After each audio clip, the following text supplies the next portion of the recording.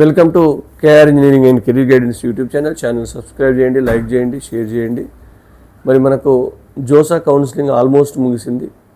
మనకు just PAF కట్టడం మాత్రమే మిగిలింది. ఐఐటి వాళ్ళకి ఆల్రెడీ అయిపోయింది, వాళ్ళు డైరెక్ట్గా ఇన్స్టిట్యూషన్లో జాయిన్ అవుతారు.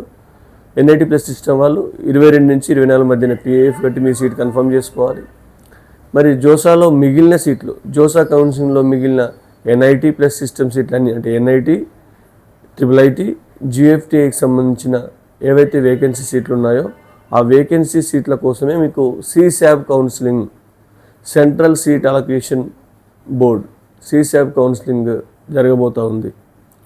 మరి ఎవరికైతే జోసాలో మంచి సీట్ రాలేదో, ఎవరైతే కొంత తక్కువ పర్సెంటేజ్ నుండి ఎన్ఐటి, ట్రిపుల్ జిఎఫ్టీఐలో సీట్ కోసం వెయిట్ చేస్తూ ఉన్నారో వారందరికీ సిశాబ్ అనేది ఒక సువర్ణ అవకాశం. కాకపోతే జోసాలో మనం పార్టిసిపేట్ చేయాలంటే ఎలాంటి అమౌంట్ చెల్లించలేదు, కానీ సిశాబ్లో పార్టిసిపేట్ చేయాలంటే మీరు ఫీ పే చేయాల్సి ఉంటుంది, నిర్ణీతమైన ఫీజు పే చేయాల్సి ఉంటుంది. జనరల్గా మనకు 35,000 లేదా 15,000. 35,000 అయితే జనరల్ వాళ్ళకు, మామూలుగా ఈ ఎస్సీ ఎస్టీ వాళ్ళకైతే 15,000 ఉంటుంది. దీనికి కౌన్సిలింగ్ ఫీజు కలుపుకుంటే 40,000 ప్లస్ 19,000 చెల్లించాల్సి ఉంటే 40,000 జనరల్ వాళ్ళకు, ఈడబ్ల్యూఎస్ వాళ్ళకు, ఓబీసీ వాళ్ళకు, మిగతా కేటగిరీస్ వాళ్ళకు 19,000 ఎస్సీ ఎస్టీ కేటగిరీ వరకు పే చేయాల్సి ఉంటుంది. ముందుగా సిశాబ్ రిజిస్ట్రేషన్కే మీరు ఈ కౌన్సిలింగ్ ఫీజు చెల్లించిన తర్వాతనే మీకు సిశాబ్ రిజిస్ట్రేషన్లో పార్టిసిపేట్ చేయడానికి అవకాశం ఉంటుంది. మరి జోసాలో మిగిలిన అన్ని సీట్లు మీకు డిస్ప్లే చేసిన తర్వాత మనకు ఏదైతే కావాలనుకుంటామో ఆ సీట్కి మనం ఆప్షన్ పెట్టుకోవచ్చు. ఒకవేళ మిగిలిన సీట్లకు కూడా మనం, ఎందుకంటే షఫిల్ అయ్యే అవకాశం ఉంది కాబట్టి మనకు నచ్చిన సీట్లు పెట్టుకోవచ్చు. కాబట్టి జోసాలో పెట్టినట్టు అంటే సీట్ కొత్తగా సీట్ అయ్యే వాళ్ళు ఎక్కువ వెబ్ ఆప్షన్స్ పెట్టుకోవచ్చు, కానీ ఆల్రెడీ సీట్ వచ్చిన వాళ్ళు కొంత ఇదివరకు జోసాలో వచ్చిందనుకంటే మెరుగైనవి మాత్రమే పెట్టుకోవాల్సి ఉంటుంది. కాబట్టి ఆసక్తి గల అభ్యర్థులు ఎవరున్నా మీరు జోసాలో పాల్గొనవచ్చు, సిశాబ్లో పాల్గొనవచ్చు. సిశాబ్కి సంబంధించి ఎలాంటి మినిమం పర్సెంటేజ్ కానీ మినిమం ర్యాంక్ కానీ మీకు పార్టిసిపేట్ చేయడానికి లేదు, ఎవరైనా పాల్గొనవచ్చు.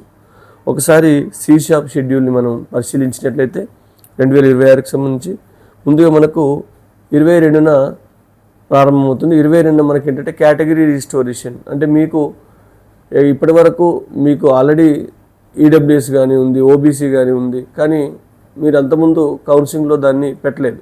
మరి ఇప్పుడు కొత్తగా ఆ సర్టిఫికేట్ని యాడ్ చేసుకోవడానికి కేటగిరీ రిజిస్టోరేషన్ అంటాం. ఇది 22 నాడు ఉంది. 23 నాడు దానికి సంబంధించి వెరిఫికేషన్ కూడా ఉంటుంది, అంటే ఆన్లైన్లోనే మీ కేటగిరీ ఓకే అయితే వాళ్ళు ఓకే చెప్తారు. 24 నాడు కేటగిరీ రిజిస్టోరేషన్ సంబంధించిన ఏమైనా క్వైరీస్ ఉంటే వాటిపై రెస్పాండ్ అవ్వడం జరుగుతుంది. 28th రోజు మనకు వేకెన్సీస్, జోసాలో ఎన్ని సీట్లు మిగిలాయో ఆ సీట్లు వేకెన్సీ ప్రకటిస్తారు.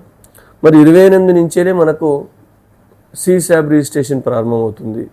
అంటే మనం అమౌంట్ సిద్ధంగా ఉంచుకొని నిర్దిష్టమైన డాక్యుమెంట్స్ కూడా రెడీగా పెట్టుకొని మీరు రిజిస్ట్రేషన్ చేసుకోవాల్సి ఉంటుంది. 28 నుంచి మనకు ఆగస్టు 3 వరకు, జూలై 28 నుంచి ఆగస్టు 3 వరకు మీరు సిశాబ్ రిజిస్ట్రేషన్ చేసుకోవచ్చు. మళ్ళీ చాయిస్ ఫిల్లింగ్ కూడా పెట్టుకోవచ్చు. మళ్ళీ ఎప్పటి వరకు అంటే మనకు ఆగస్టు 5th వరకు చాయిస్ ఫిల్లింగ్ లాస్ట్ డేట్ ఉంది సిశాబ్లో. తర్వాత రౌండ్ 1 అలాట్మెంట్స్ వచ్చి మనకు 6th, ఆగస్టు 6th మీకు రౌండ్ 1 అలాట్మెంట్స్ ఉంటాయి. తర్వాత 6 నుంచి 10 వరకు మీరు సీట్ వచ్చిన వాళ్ళు విల్లింగ్నెస్ ఇవ్వడము, ఫీ పే చేయడము, డాక్యుమెంట్స్ అప్లోడ్ చేయడము ఇవంతా ప్రాసెస్ చేయాల్సి ఉంటుంది. తర్వాత 11th ఆగస్టు మీకు ఏమైనా క్వైరీస్ ఉంటే వాటిని రిజాల్వ్ చేయడం జరుగుతుంది. మళ్ళీ సిశాబ్లో 2 రౌండ్స్ ఉంటాయి. Second round August 12th announce కాబోతూ ఉంది అలాట్మెంట్స్.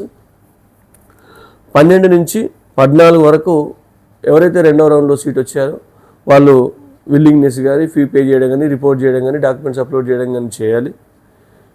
ఏమైనా క్వైరీస్ ఉంటే 14 నుంచి 17 వరకు వాళ్ళ క్వైరీస్ వాళ్ళు రిజాల్వ్ చేయడం జరుగుతుంది. మరి at the same time seat వచ్చిన వాళ్ళు 2 రౌండ్స్ కాబట్టి 13 నుంచి 18 మధ్యలో మీరు డైరెక్ట్గా మీకు ఏదైతే ఎన్ఐటి, ట్రిపుల్ జిఎఫ్టీ వచ్చిందో ఆ కాలేజ్లో ఫిజికల్గా రిపోర్ట్ చేసే అవకాశం కూడా ఉంటుంది.